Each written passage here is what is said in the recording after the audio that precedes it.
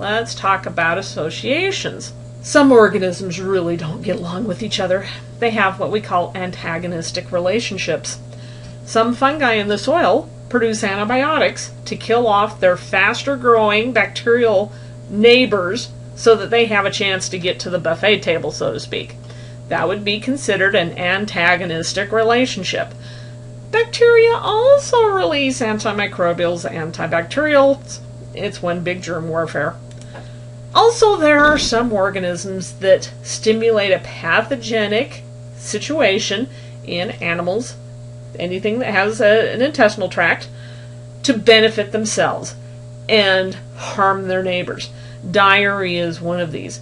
When somebody gets diarrhea, especially if it's chronic, generally speaking, they only have 1 or 2 microbes that are benefiting from this environment in their intestinal tract, and they don't have a diverse, healthy microbiota in their intestines. In other words, diarrhea is an evidence of an antagonistic relationship. Now, some microbes get along just fine with each other. They have synergistic relationships. They have to live in close nutritional or physical contact. So, say we've got 2 microbes growing in the soil. One of them fixes nitrogen. The other one is photosynthetic. They can exchange products. The organism that can fix nitrogen sends ammonia to its photosynthetic neighbor. The photosynthetic neighbor sugars and other long carbon chains. They get along well together. Well, we're finding that some organisms cannot live without their buddies, these organisms that they have a synergistic relationship with, and they form biofilms. Now, this is the natural habitat of most microbes out in the wild. What we find in the lab, where we grow them with just one organism in pure culture, is actually an artificial environment, and most microbes won't grow without their buddies. We are starting to study them in their natural environment, in the biofilms. Let's talk about what we mean as far as terms. Okay, a biofilm is when you have microbes that are attached to a surface and they have a complex 3D structure. They're growing in a community. Versus planktonic growth, that's like plankton. Think of plankton floating freely in the ocean. Well, planktonic growth of bacteria is the same way. They're moving about freely through the fluid environment, and they're usually in ones or small quantities. Now, biofilm organisms behave differently from the very same species of cells that are planktonic. Makes sense. One of the biggest differences is organisms in a biofilm are stuck. They're sedentary. Those that are planktonic oftentimes are moving either through the movement of flagella or through the movement of the fluid. They have different gene expression.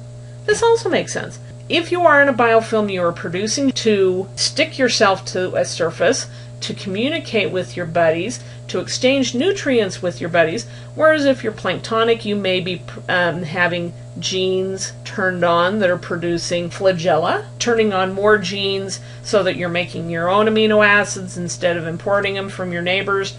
There's all sorts of differences in gene expression. The CDC estimates that 70% of disease in industrialized countries are caused by biofilms.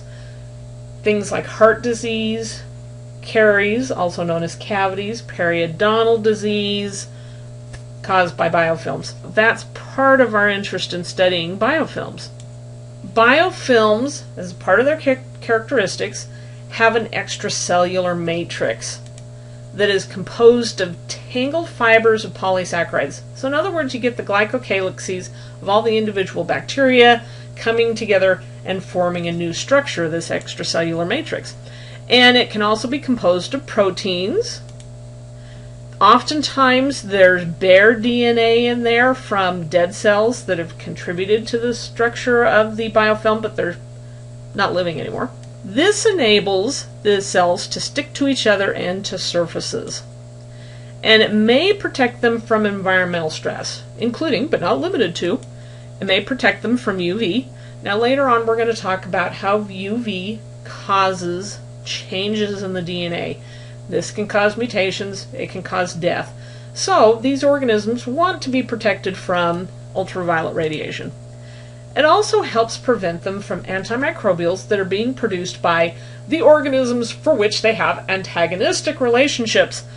In other words, the antimicrobials get stuck in the extracellular matrix and never reach the live cells. Also, in medicine, if you have a biofilm in a person, in a patient that you are trying to treat, it's really hard to treat it with antibiotics, because once again, the antibiotics are getting stuck in the extracellular matrix. The extracellular matrix of the biofilm helps prevent changes in pH, keeps them happy, and helps prevent changes in temperature. If you're wrapped in a nice, safe cocoon, then it doesn't matter if it's gotten kind of cold outside. It also insulates them if it starts to get a little too warm. And of course, it would help protect against changes in humidity. Prevents these cells from drying out because the biofilm holds moisture. And it may direct digestive enzymes toward the food source. So imagine a cell that is living planktonically, it's having to send enzymes out in all directions. But if you have a cell living in a biofilm and it's stuck to a surface, and you have a 3D structure and they're talking to their neighbors, they only send the enzymes toward the food source. So they don't have to make as many enzymes, they get more bang for their buck nutritionally. Also think of the biofilm forming on your teeth, even as we speak, with those little acid-producing bacteria sending the acid just toward the surface of your teeth. Makes you want to go brush your teeth, doesn't it? Biofilms are an organized community. Each of these cells in a biofilm can specialize, like what I talked about with one organism, one cell fixing nitrogen and another cell undergoing photosynthesis and producing sugars. We also have quorum sensing involved in establishing and maintaining biofilms. So what are we talking about when we talk about quorum sensing? So you have a few organisms attached to a surface and they're going to start sending out chemical signals. As the numbers increase, as you get cells dividing from those cells that are attached to the surface or cells that have been attracted by the signals and attached to the surface, the community changes. So these released molecules, these signals, signal different genes to be turned on and off. Now, this is because neighboring cells have receptors on their surfaces, and as these signals increase and bind up the receptors, that causes the change in gene expression. So they stop producing flagella. They start producing extra glycocalyx to make the extracellular matrix.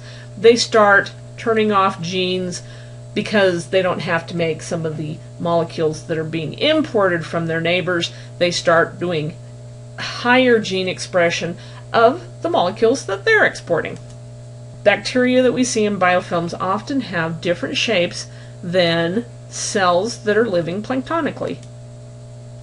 Often they can have a different mating type in those organisms that do have mating types. This affects biofilm formation. That's it for this topic. So here are reminders of what I wanted you to learn from this chapter. Remember to write down your questions.